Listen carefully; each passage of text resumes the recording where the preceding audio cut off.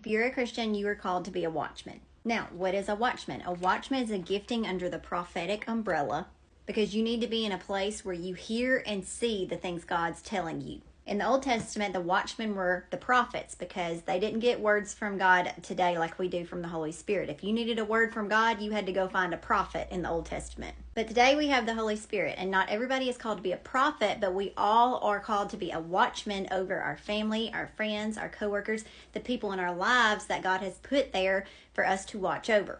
Now, in the New Testament, we do not see the word watchman. However, we see the word watch over 20 times, and it describes roles of watchmen all throughout the New Testament. Now, in Ezekiel chapter 33, you will see where Ezekiel is saying how God told him, Ezekiel, if I give you a word to sound the alarm to tell the people something's coming and you don't, their blood will be on your hands. Now, basically what that's saying is, if the Lord gives you a word of warning for somebody, you need to, one, ask the Lord, do I just need to intercede for that person?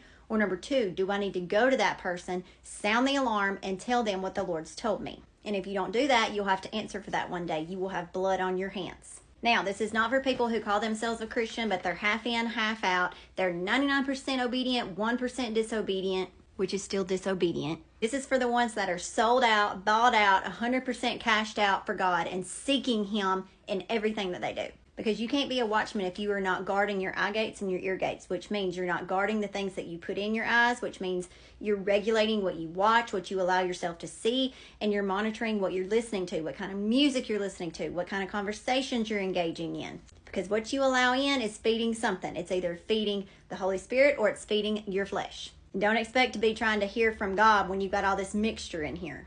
If you're a Christian who is 100% sold out, I encourage you, establish a secret place within your home. Establish a place where you meet God and you have that intimate time with Him in prayer and worship and reading His Word, because you need to be in a place where you can hear clearly from the Lord. So I encourage you to step up in your life as a role of a watchman over whatever people the Lord has put in front of you. Bye.